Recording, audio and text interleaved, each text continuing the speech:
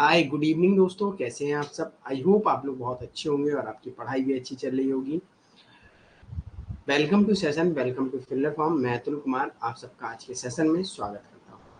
Good evening Pooja, good evening Guddu, good evening Karishma, जय Shri Krishna, Radhe Radhe.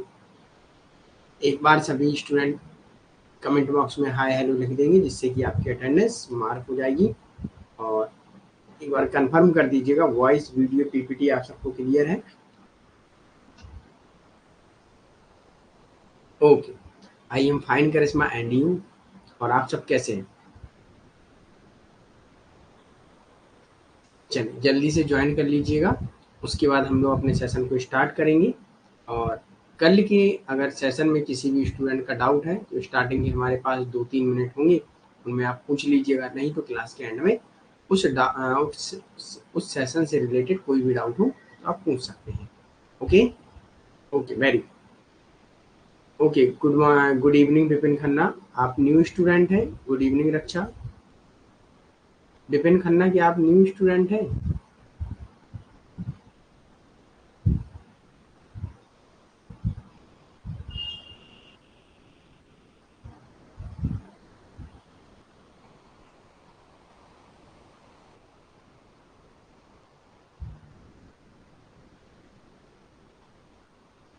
Okay,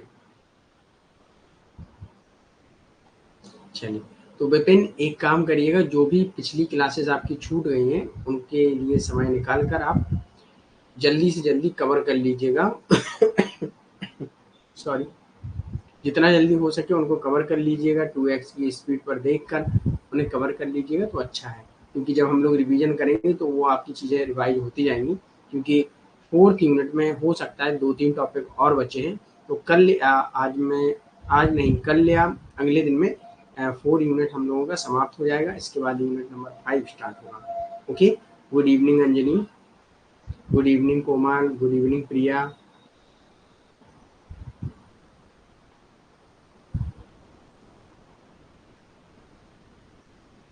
good evening Zoya. चलिए आ जाइए सभी लोग।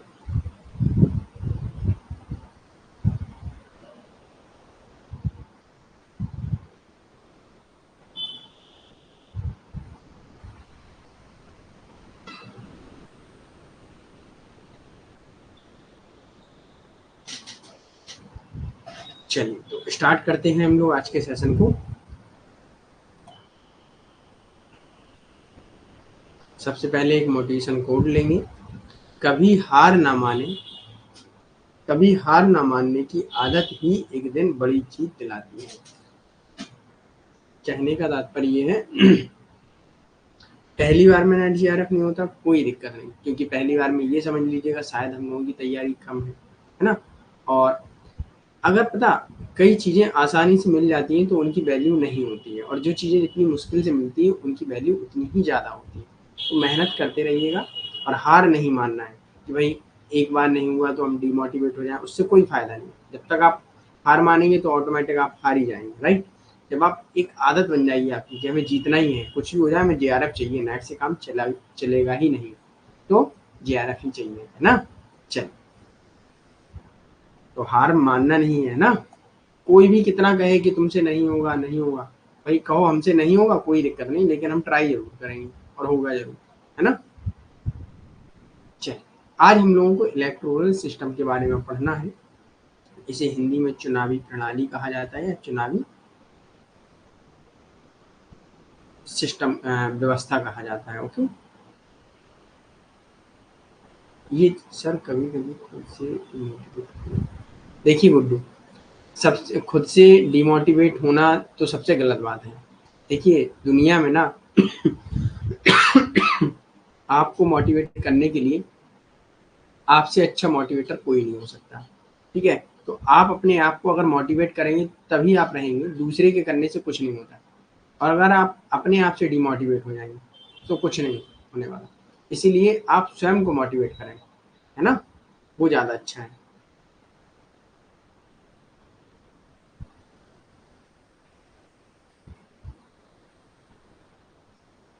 क्वेश्चन गलत होते हैं गुड्डू तो फिर रिवाइज कीजिएगा उन टॉपिकों को और फिर क्लियर करिएगा कि हमसे कहाँ गलती हुई थी, है ना।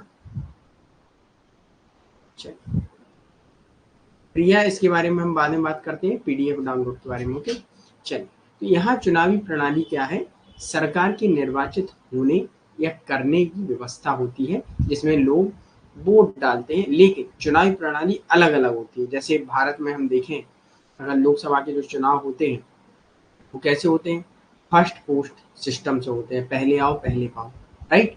और राज्यसभा के जो चुनाव होते हैं वो ट्रांसफरेबल होते हैं, हस्तांतरित होते हैं।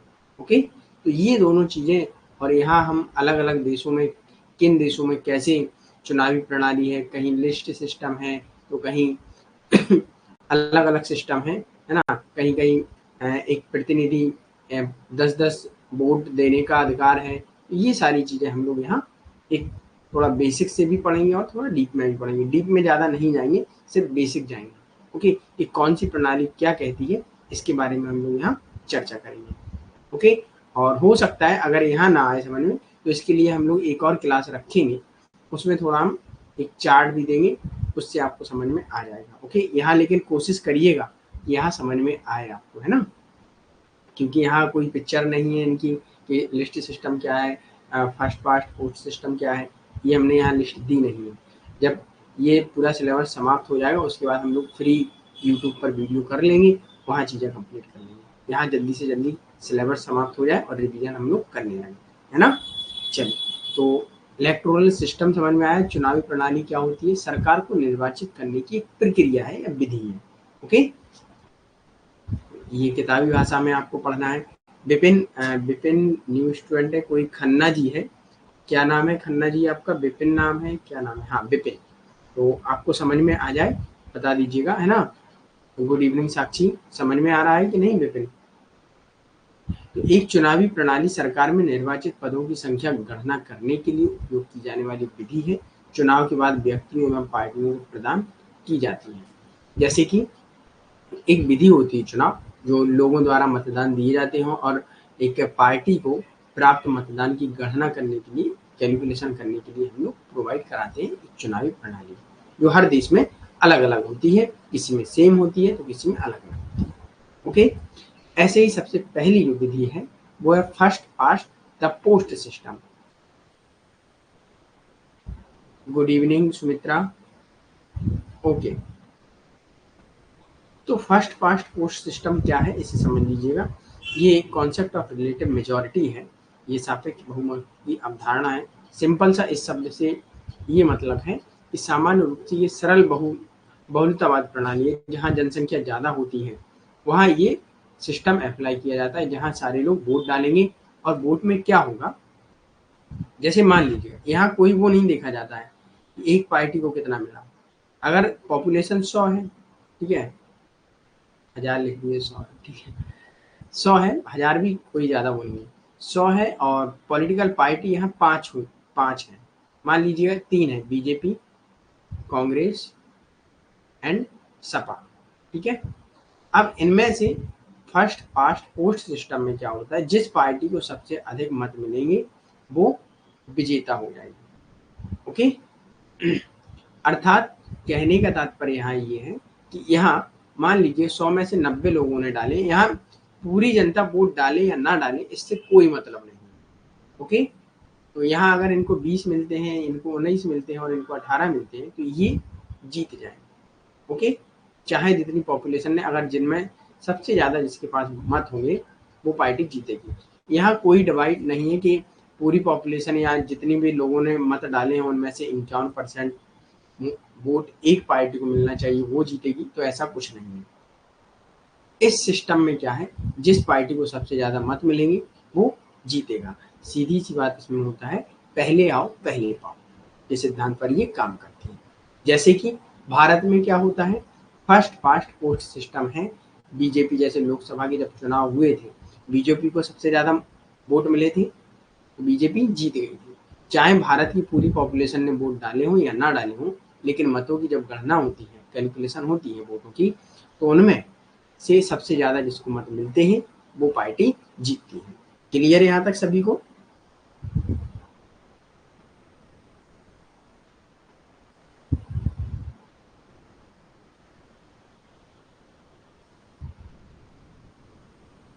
यहाँ तक चीजें क्लियर है आप सबको?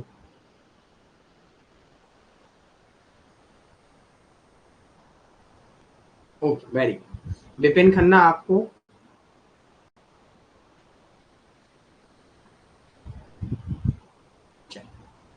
अब थोड़ा यहाँ किताबी भाषा में देख लेंगे, सेम वही है।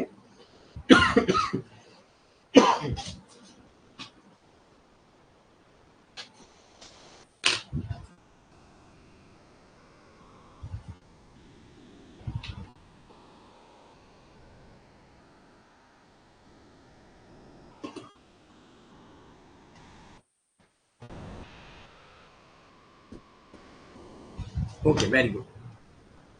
इसका तात्पर्य क्या है? मीनिंग्स, विजेता वह उम्मीदवार होता है जिसे अधिकतम मत मिलते हैं। ओके, एकल बहुमत प्रणाली के अनुसार अधिकांश मतों को जीते बिना चुनाव जीतना संभव है। उदाहरण के लिए चुनाव में जिसमें 3 उम्मीदवारों को क्रमशः, गुड इवनिंग पंकज, लेट हैं आप, 40% या 35% या 25% में से विजेता वह होगा जिसको 40% मत मिलेंगे, अर्थात जिसके पास वोट ज्यादा हो। क्लियर? तो ये प्रणाली कहाँ होती है? वेस्टमिनिस्टर, संयुक्त राज्य अमेरिका, भारत में भी इस प्रणाली का उपयोग किया जाता है। बहुमत पर एक आपत्ति यह रही है कि बहुमत के शासन के लोकतांत्रिक सिद्धांत का उल्लंघन होता है, अर्थात माइनॉरिटीज के बारे में नहीं सुना जाता है। अब इस प्रणाली में सबसे इसकी आलोचना क्यों की जाती है? जैसे मान लीजिएगा 3 पार्टियां हैं, बीजेपी, कांग्रेस, सपा। अब तीनों पार्टियों में से जिसको सबसे ज्यादा मत मिलेंगे वो पार्टी जीत जाएगी। अब इनमें से मान लीजिएगा जिस पार्टी, जिस कम्युनिटी या जिस धर्म, रिलीजन का सपोर्ट करती है, तो अगर देखा जाए तो जिस समुदाय या जिस कम्युनिटी की पॉपुलेशन ज़्यादा होगी तो वो पार्टी बरहमेश जीतती रहेगी।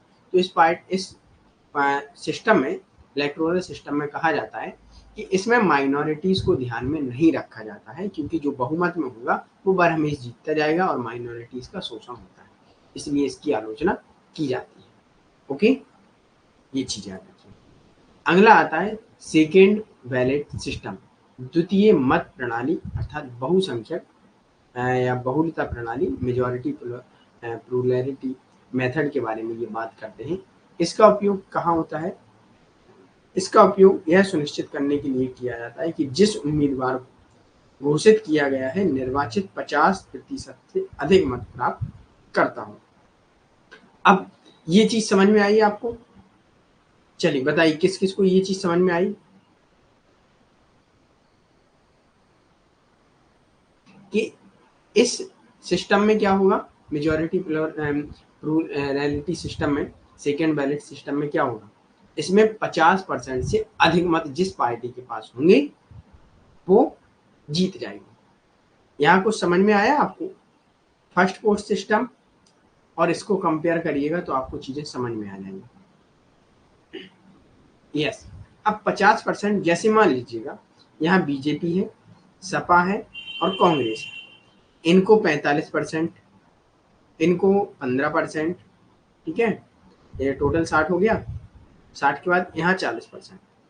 तो अब आप इनमें से किसको विनर घोषित करेंगे बताइए? आंसर कीजिए, आप यहाँ किसको जीता हुआ घोषित करेंगे? यहाँ हम लोग किसी को भी जीता हुआ घोषित नहीं करेंगे। क्यों नहीं करेंगे? नहीं करेंगे प्रिया, पहले देखिए 50% से अधिक मत होने चाहिए। अगला लाइन भी पढ़िएगा, बार बार मत पत्र पद्धति का उपयोग किया जाता है क्योंकि बहुमत की उम्मीदवार का चुनाव करने के लिए मतदान के कई दौर आवश्यक होते हैं। ठीक है, इसमें क्या होता है, जब तक कि एक पार्टी के पास टोटल 51%, 51% वोट ना आ जाए तब तक ये मतदान प्रणाली चलती रहती है, ये मतपत्र प्रणाली चलती रहती है। अर्थात अब यहाँ इनमें से सबसे कम किसके पास है? इसके पास है, इसे हटा दिया जाएगा इस पार्टी में। अब इन दोनों के बीच में चुनाव होगा, इन दोनों के बीच में जिसके पास 50% से अधिक मत होंगे, सेकेंड राउंड में होगा ये second ballot system.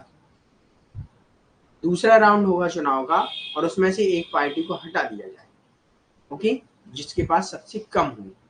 Second round में जिस पार्टी के पास 51% 51% मत होंगे उस पार्टी को विनर घोषित कर दिया जाएगा। Okay, clear?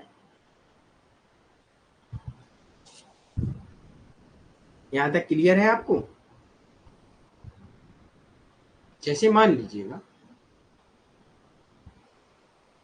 हमने आपको बताया बीजेपी और कांग्रेस, सपा, अच्छा चलो आ गया समझ। Okay, very good.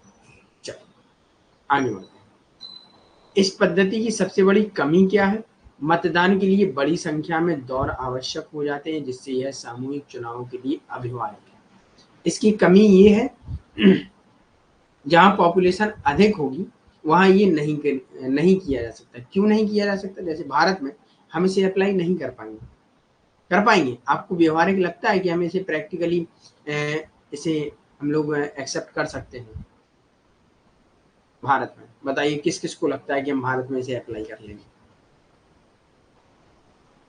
इसे भारत में अप्लाई नहीं किया जा सकता है क्योंकि चुनावी खर्चे बढ़ जाएंगे, है ना, और समय भी बहुत लगेगा, है ना।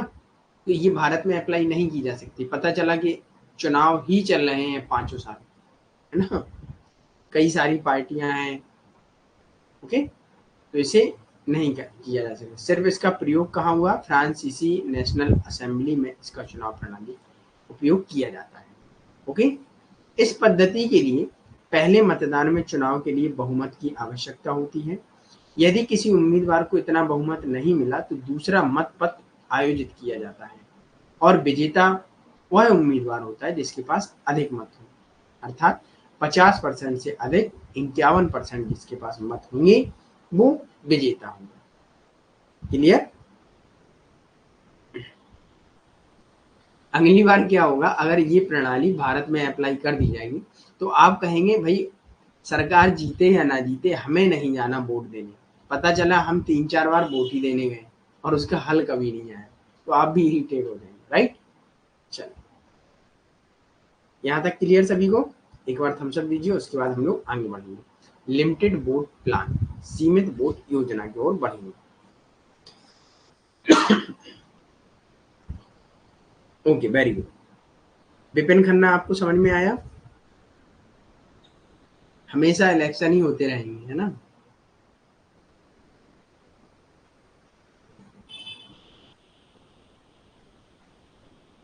Okay, very good.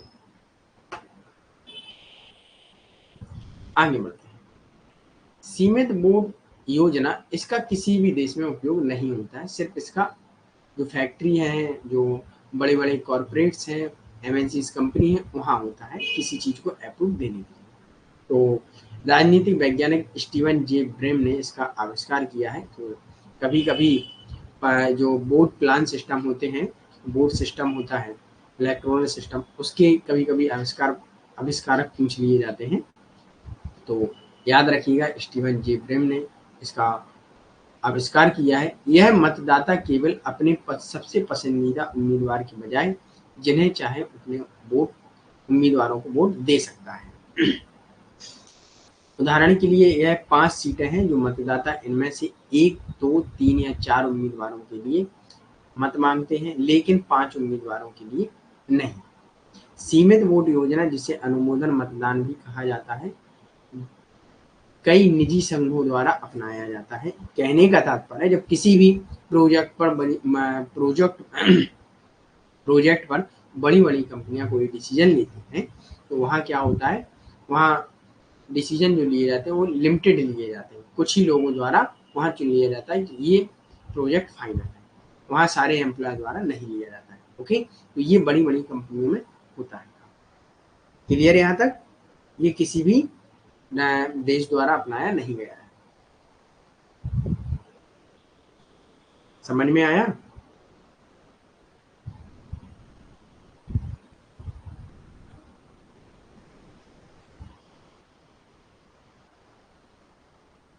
ओके, सिर्फ यहाँ जो इनके साइंटिस्ट हैं उसका नाम रखिएगा, राजनीतिक वैज्ञानिक हैं उनका नाम याद रखिएगा।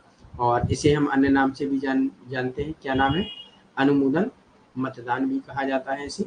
ओके, चलिए, और इसे यूज कहाँ किया जाता है? Private association. अब आता है कॉन्ड्रोसेट विधि। इसमें क्या है? मार्वेट्स डी कॉन्ड्रोसेट द्वारा इसका आविष्कार किया गया है। यह विधि समूह को वोट किया जाता है। कहने का तात्पर्य यह है, यह मतदाताओं से प्रत्येक संभावित के बीच चयन करने के लिए कहता है। उम्मीदवारों के जोड़े हैं। कॉन्ड्रोसेट विजेता वह उम्मीदवार होता है जो इन जोड़ीदार प्रतियोगिताओं में अन्य सभी उम्मीदवारों को हरा देता है। पहले उदाहरण देख लेते हैं, उसके बाद हम लोग चर्चा करेंगे। जब 3 उम्मीदवार हों तो ए, बी और सी मतदाताओं को ए और बी के बीच एवं ए और सी के बीच एवं बी और सी के बीच चयन करने के लिए कहा जाता है। तो उदाहरण के लिए, यानी अधिकांश मतदाता ए से बी, ए से सी को पसंद करते हैं, तो उम्मीदवार ए जीत जाता है। इसे समझिएगा। जैसे 3 उम्मीदवार हैं, ए, बी एंड सी, तो यहाँ एक समूह बना दिया जाएगा ए का, A B, A C and B C. तो यहाँ सारे 2-2 बार हो गए, ए बी, बी बी और सी सी। ठीक है। अब यहाँ जनता के सामने ये लिस्ट, ये समूह रख दिया जाएगा। अब जनता इनमें से जिसको चुनेगी, है ना, जैसे मान लीजिए जनता 2 लोगों को चुनेगी या तीनों लोगों को चुनेगी, तो 2 लोग अंत में इक्वल में आएंगे, 2 लोग ज्यादा में आएंगे, राइट। तो मान लीजिएगा उनमें से ए बी आया और ए सी आया, ठीक है।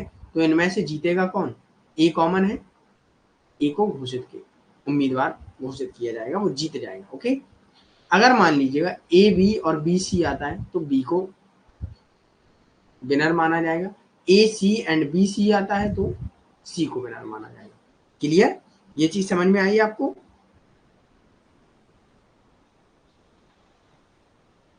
ये समूह एक ग्रुप को वोट करता है। ओके।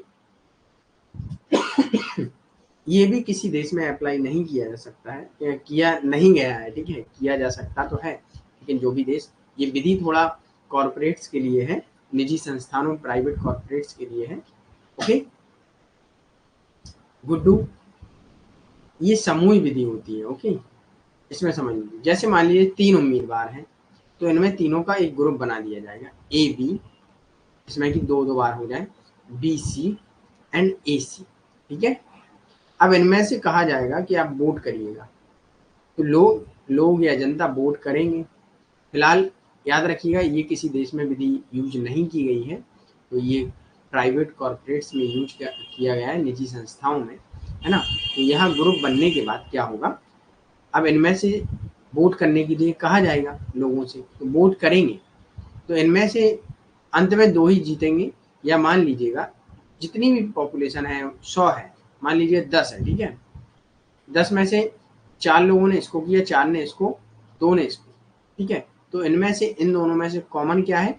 बी कॉमन है, बीच को, बी को उम्मीदवार घोषित कर दिया जाएगा कि बी विनर है। ओके।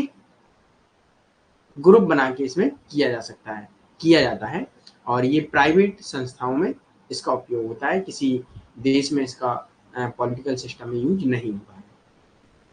आ गया समझ में? यूज पीयर सिस्टम समूह में उपयोग किया जाता है। ओके। चल,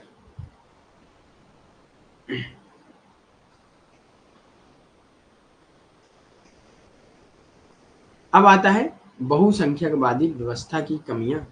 इससे हम लोग थोड़ा कमियां भी देख लेते हैं। मेजॉरिटेरियन सिस्टम की थोड़ा कमियां क्या है, तो ये बहुसंख्यक चुनाव प्रणाली की गंभीर कमियों में से यह एक है कि जब एक संपूर्ण विधायिका बहुसंख्यकवादी तरीके से चुनी जाती है, तो बड़ी पार्टियों का पक्ष लिया जाता है। जो बड़ी बड़ी पार्टियां हैं उनका पक्ष लिया जाएगा। जब बड़ी पार्टियां होंगी तो उनके समर्थक भी बड़े होंगे, राइट।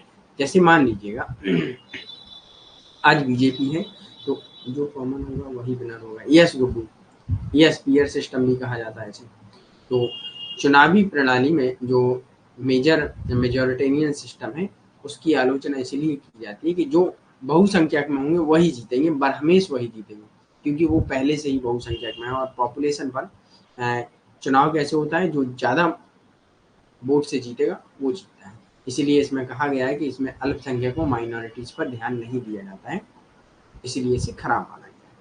कारण प्रत्येक एकल सदस्य निर्वाचन क्षेत्र में छोटे दलों के प्रत्याशियों से चुने जाने से ज़्यादा आसान नहीं है। कहने का तात्पर्य जब मेजॉरिटी सिस्टम होता है तो जो छोटे-छोटे दल होते हैं उनसे नहीं चुने जा सकते हैं। आज के टाइम में भारत में देखिएगा, जब बड़ी कोई पार्टी होगी, कांग्रेस एंड बीजेपी दोनों ही तो बड़ी हैं, तो वो केंद्र में जाती हैं, बकाया पार्टियां नहीं जा सकती क्योंकि वो छोटी-छोटी हैं, राइट? तो केंद्र पे जब शासन सेंट्रल गवर्नमेंट होगी तो उसमें कौन आएगा? बीजेपी या कांग्रेस, और कोई आ ही नहीं सकता, है ना? क्लियर ये? इसलिए बहुसंख्यक चुनाव काफी उपज देते हैं। सबसे बड़ी पार्टियों के अधिक प्रतिनिधि होते हैं और कम प्रतिनिधि के परिणाम स्वरूप डाले गए वोटों और जीती गई सीटों के बीच में अनुपातहीनता होती है। छोटे दल कभी आ ही नहीं पाते, है ना? आ गया समझ में ये चीजें?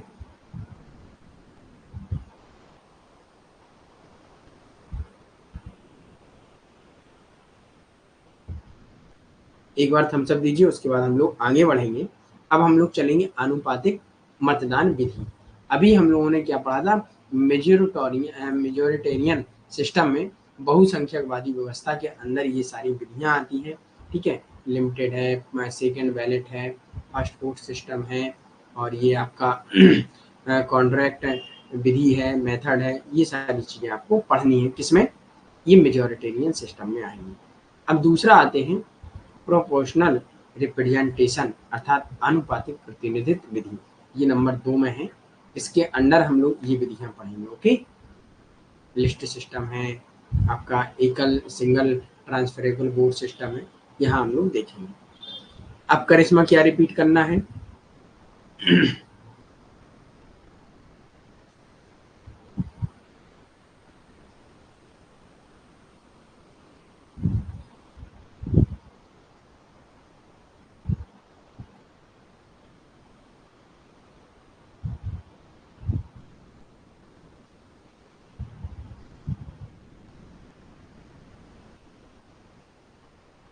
अब क्या रिपीट करना है?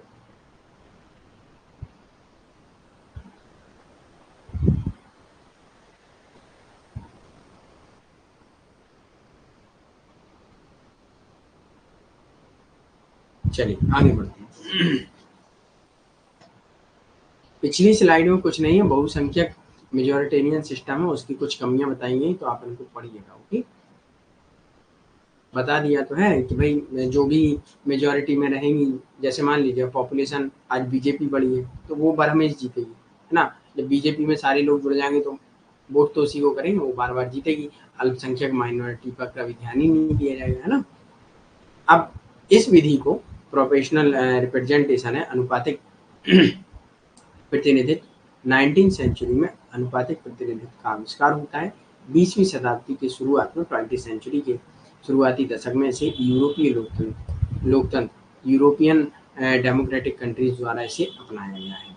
तो इसे हम लोग देख लेते हैं। इसके प्रमुख कारण कई देशों ने अपनाया है, तो क्यों अपनाया है इसे हम लोग समझ लेते हैं। आनुपातिक प्रतिनिधित्व जैसे कि शब्द इंगित है कि बहुसंख्यक प्रणालियों में निहित असमानताओं से बचने के लिए एवं वोटों को जीते गए सीटों के बीच अपेक्षाकृत उच्च स्तर की अनुपातिकता प्राप्त करने के लिए।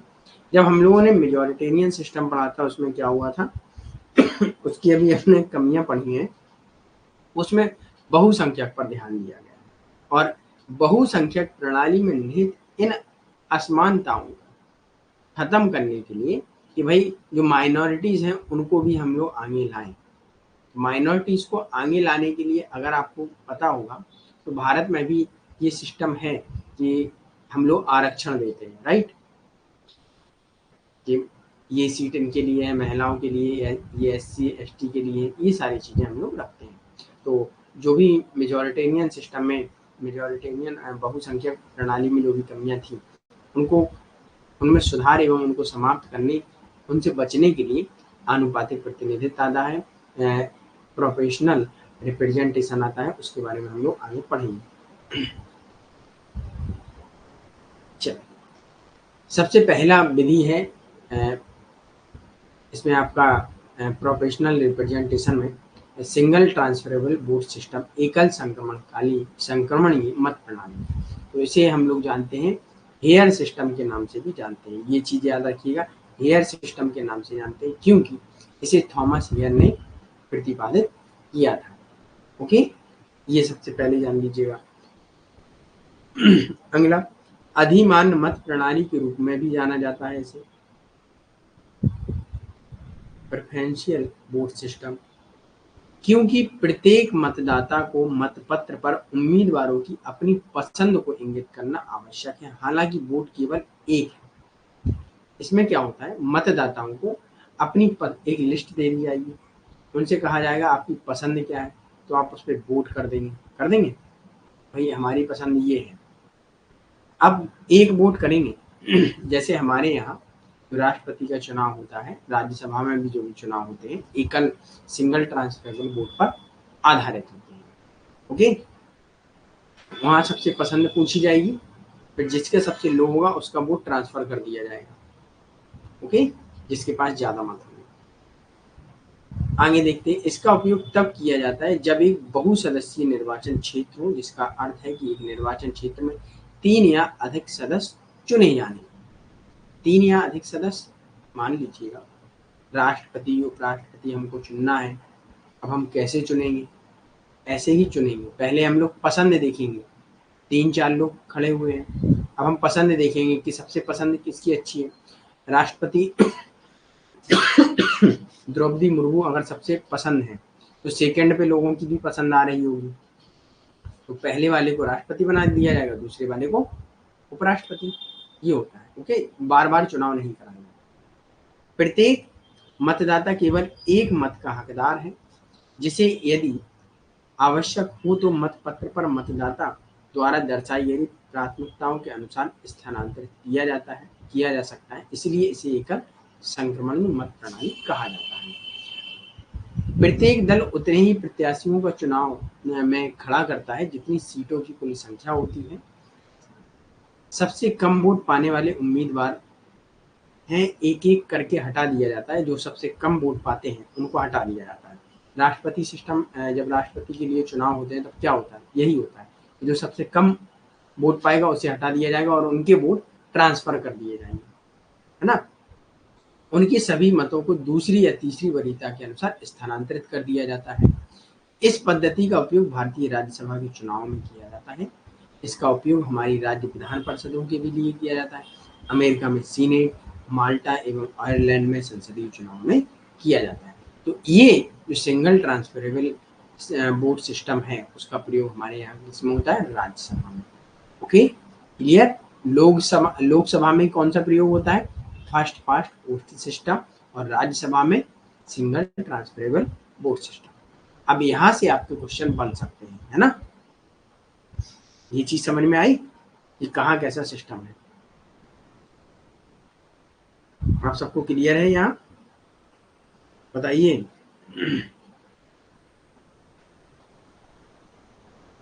चलिए, okay, very good Guddu.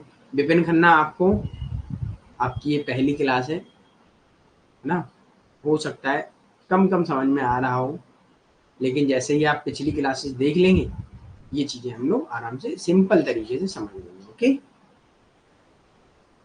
Zoya, करिश्मा, सुमित्रा,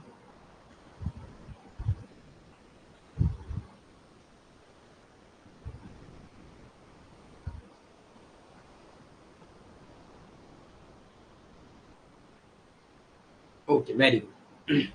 अब हम लोग आते हैं लिस्ट सिस्टम में, अर्थात एक लिस्ट दे दी जाती है ना। यह विधि बहु सदस्य में संचालित होती है, निर्वाचन क्षेत्रों में भी होती है। अलग अलग पार्टियों ने जितने सदस्य चुने हैं उतने उम्मीदवारों की सूची बनाती है, और यदि 7 व्यक्तियों को निर्वाचित किया जाना है तो प्रत्येक पार्टी वरीयता में 7 उम्मीदवारों को एक ही सूची रखेगी जिनमें वे निर्वाचित होना चाहते हैं। पहले हम लोग पढ़ लेंगे, उसके बाद हम लोग इसे समझेंगे। मतदाता पार्टियों को वोट देते हैं, ना कि व्यक्तियों को देते हैं। कुल वोटों की संख्या को भाग देकर कोटा तय किया जाता है और सीटों की संख्या, इसे हम लोग यूज करते हैं इजिप्ट, इसराइल एवं बेल्जियम। ओके, यहाँ इसका यूज होता है। अब इस चीज को हम लोग समझ लेते हैं थोड़ा। Okay, thank you Zoya. इस चीज को हम लोग थोड़ा समझ लेते हैं। पार्टी जैसे मान लीजिए 7 सदस्यों को चुना जाना है, ओके, कि भाई 7 सीटें खाली हैं, पार्टी अपने 7 सदस्यों की लिस्ट बनाएगी कि भाई नाम दे देगी, राम सिंह, कई नाम दे देगी, ठीक है, नाम भी क्या लें, 7 नाम दे देगी, अपनी अपनी एक लिस्ट जारी कर देगी हर एक पार्टी, पॉलिटिकल पार्टी। अब जो लोग होंगे वो किसे वोट देंगे, पार्टी के उम्मीदवारों को नहीं देंगे, पार्टी के उम्मीदवार देखेंगे, बस वो उस लिस्ट को वोट देंगे कि इस पार्टी के में हमारे उम्मीदवार अच्छे हैं, उम्मीदवार को देखेगी लेकिन उम्मीदवार के अनुसार नहीं देगी, वो लिस्ट के अनुसार देगी कि उसमें कैसे हैं उम्मीदवार, अच्छे हैं कि नहीं, है ना, व्यक्ति के नाम पर नहीं जाते, पार्टी के नाम पर जाते हैं लिस्ट में, ओके, ये चीज याद रखिएगा। 7 मेंबर हैं, यस, हमारे साथ स्टूडेंट ही ले लीजिए, है ना, कई सारे हैं, तो इसमें क्या होता है, जनता जो होती है वो लिस्ट में वोट देती है, पार्टी में जो व्यक्ति हैं व्यक्तियों को वोट नहीं देती है, ओके।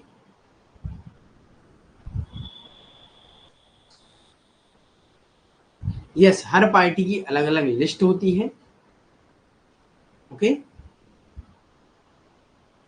अलग अलग पार्टियों के जितने सदस्य चुने जाने हैं उतने उम्मीदवारों की सूचियां होती हैं,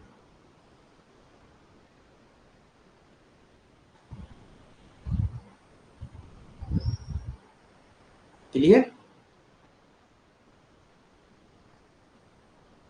इसका उपयोग कहाँ होता है, ये चीजें याद रखिएगा, इजिप्ट, इजराइल एवं बेल्जियम।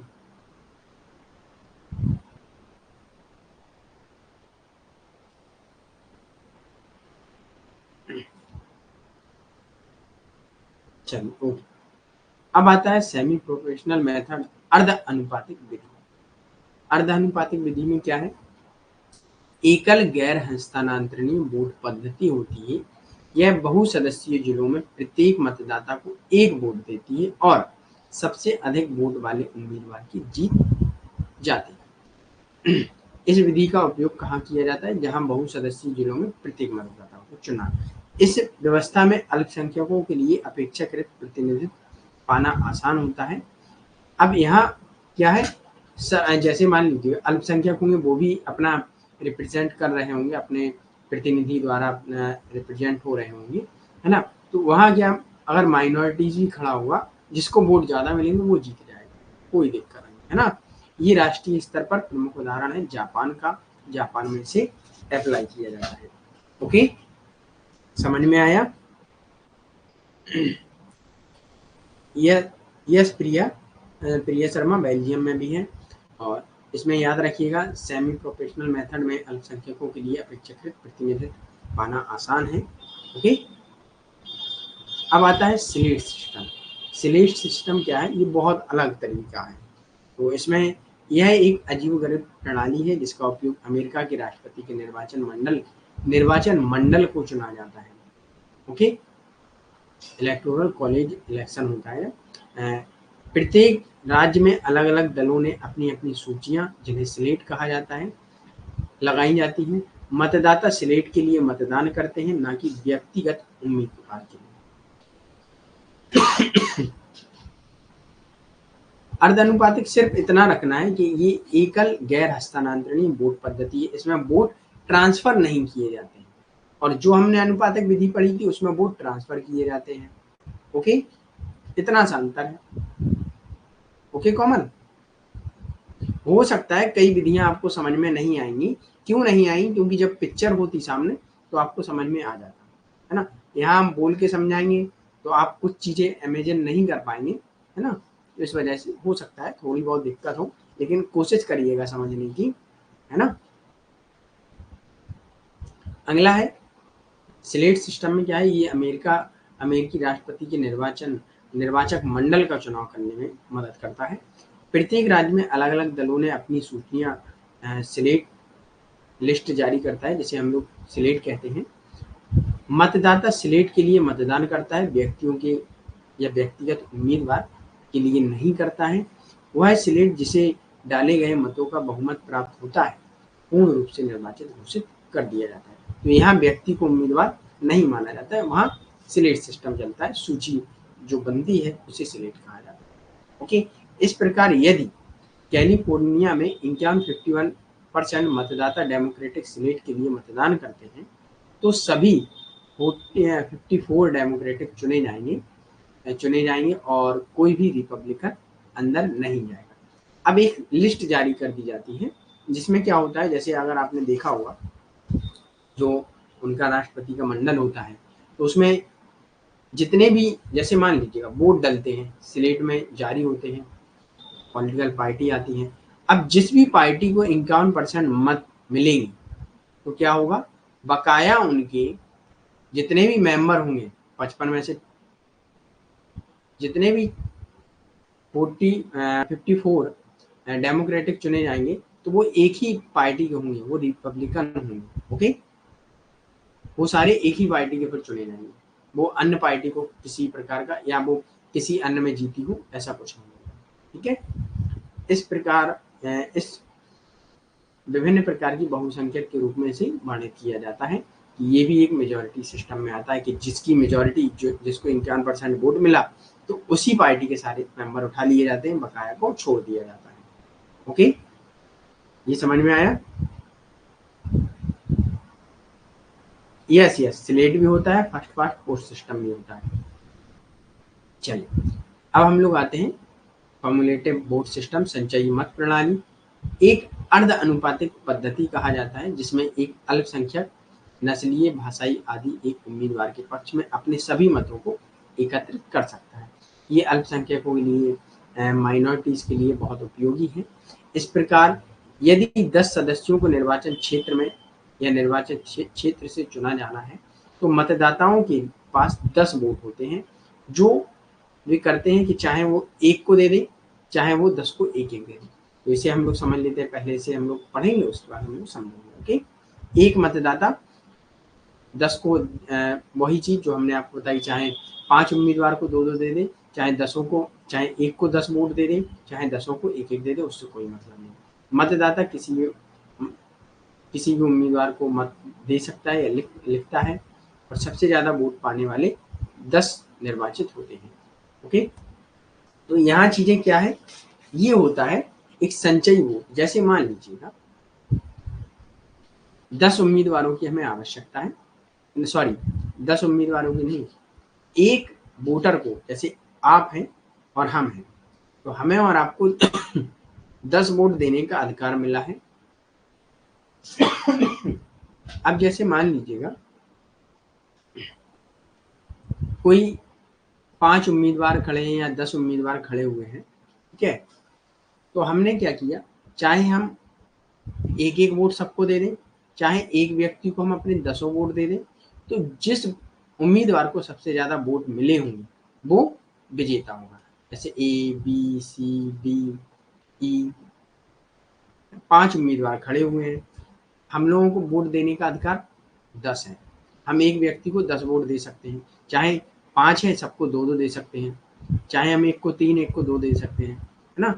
तो जिस उम्मीदवार को सबसे ज्यादा वोट मिलेंगे वो विजेता होगा। ओके, ये चीज क्लियर?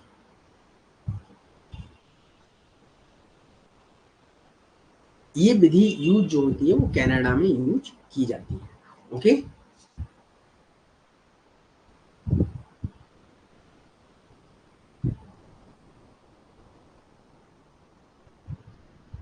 समझ में आया? 10 वोट होते हैं और 10 उम्मीदवार खड़े किए गए। तो यहां तक चीजें क्लियर है आप सबकी? अब अगर किसी स्टूडेंट को यहाँ दिक्कत है तो ये पहले चीजें आप लोग समझिएगा, ठीक है, 1-2 बार रिवाइज करिएगा। सर ये पंचायत इलेक्शन में नहीं, ये पंचायत इलेक्शन इंडिया में नहीं हो सकता है ना, लड़ाई झगड़े अभी तो इसमें हो जाता है, फिर उसमें क्या होगा पता नहीं, ठीक है। तो यहाँ तक चीजें आप लोग पढ़िएगा, 1-2 बार रिवाइज करिएगा, नहीं आती है समझ में तब आप हमसे दोबारा से पूछिएगा और इसको हम और सिंपल में करने की कोशिश करेंगे, उसके लिए थोड़ा टाइम चाहिए, लेकिन अभी हम लोग जैसे स्पीड से सिलेबस जल्दी से जल्दी समाप्त हो, है ना। मॉर्निंग जो क्लास नहीं हुई थी क्योंकि हमारे यहाँ बहुत, एक तो मौसम भी बहुत ख़राब है और अलर्ट भी जारी है, क्योंकि हो सकता है आकाशीय बिजली गिरे या फिर बाढ़ आ जाए, ऐसा अलर्ट जारी है यहाँ। ठीक है, तो रात भर ये मान लीजिएगा लाइट बिल्कुल कट रही। ठीक है, सुबह इसलिए हमने क्लास नहीं ली है। हो सकता है सुबह क्लास हम लोग लेंगे, जैसा होगा अभी तो हम शेड्यूल कर देंगे और आप लोग इंतज़ार करिएगा सुबह में, है ना। सुबह हम लोग 9 AM मिलेंगे और इवनिंग 8 PM मिलेंगे। ओके सर, फर्स्ट पेपर ज़्यादा हार्ड है, उसका कुछ क्वेश्चन थ्योरी से अलग होते हैं। देखिए कोमल, थ्योरी से कुछ अलग नहीं होता है फर्स्ट पेपर में। पता क्या होता है, जो क्वेश्चन आपने देखे हैं प्रीवियस ईयर के, ठीक है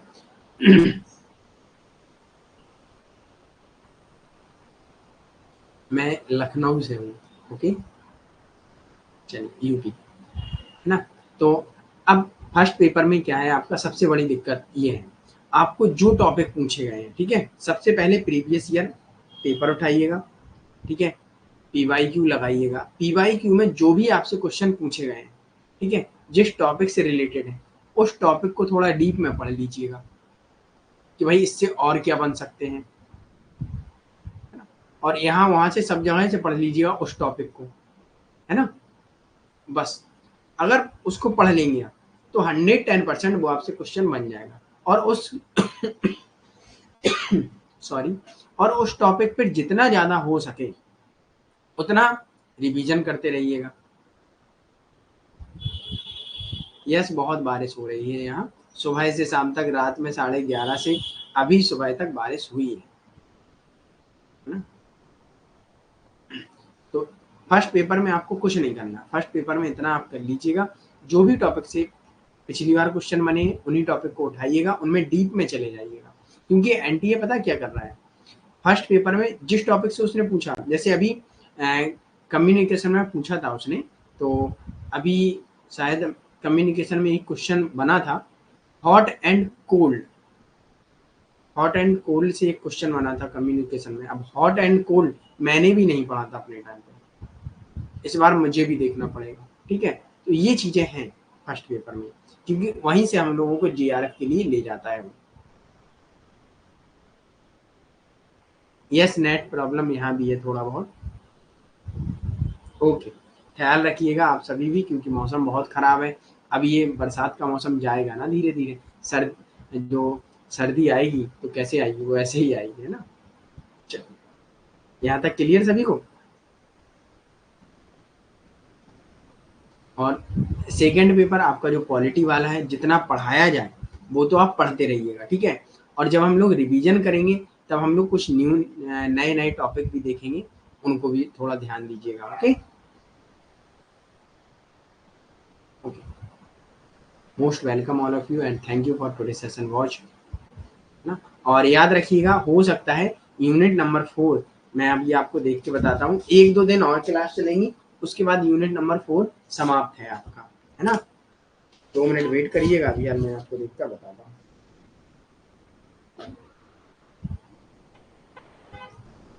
आपका कल 2 क्लास चलेंगी और परसों 1 क्लास चलेगी बस। यूनिट नंबर 4 आपका कंप्लीट हो जाएगा। Good night Karishma, okay good night all of you. तो यूनिट नंबर 4 के 2 दिन क्लास और चलेगी, फिर उसके बाद चलेगा यूनिट नंबर 5। और यूनिट नंबर 5 में आपको बहुत, ये मान लीजिएगा लाइव क्लास देखिएगा, क्योंकि वहाँ भी आपके अप्रोच हैं, वहाँ भी उपागम दृष्टिकोण के बारे में पढ़ाया जाएगा, वहाँ ज़्यादा कन्फ्यूजन होगी, तो वहाँ चीज़ें कुछ रटने और समझने योग्य, वहाँ आपको कोई वो नहीं होगा कि मैं सर हम ज्वाइन ना करें। लाइव लाइव ज्वाइन करिएगा, नहीं तो आप रिकॉर्डेड देखिएगा, 2-3 बार देखिएगा। ओके, कुछ एमसीक्यू भी साथ में करा प्रिया, मैं कराता हूँ, लेकिन कभी कभी क्या होता है कि ऐड करना भूल जाता हूँ, ठीक है, क्योंकि हमें भी अपने काम रहते हैं, है ना, थोड़ा बहुत हमें भी अपना पढ़ना होता है, इस वजह से। तो अभी थोड़ा वेट कर लीजिएगा, अभी चीज़ें बस पढ़िएगा, है ना। उसके बाद हम लोग बहुत जल्दी जल्दी से टॉपिक भी रिवाइज करेंगे और पीवाईक्यू भी देखेंगे और नए क्वेश्चन भी देखेंगे। ओके, यहाँ भी हम पढ़ाएंगे, कुछ फ्री क्लासेस भी चला देंगे, ठीक। देखिए प्रिया, इम्पोर्टेंट सारे यूनिट हैं, 10 यूनिट इम्पोर्टेंट हैं आपके। ये मत समझिए कि एक यूनिट से आ जाए, भाई एनटीए खेल कर देता है, कहता है कि हम सारी यूनिट से 10-10 क्वेश्चन पूछेंगे, ऐसा कभी हुआ नहीं। किसी से 8 पूछ ले तो किसी से 5 पूछ ले, वो अपने और किसी से 12 पूछ ले तो किसी से 15 पूछ ले, है ना। तो एनटीए खेल करता है। चलिए ये 2-3 बार देखिएगा, समझ में आ जाएगा। ओके, चलिए, ओके बाय, गुड नाइट।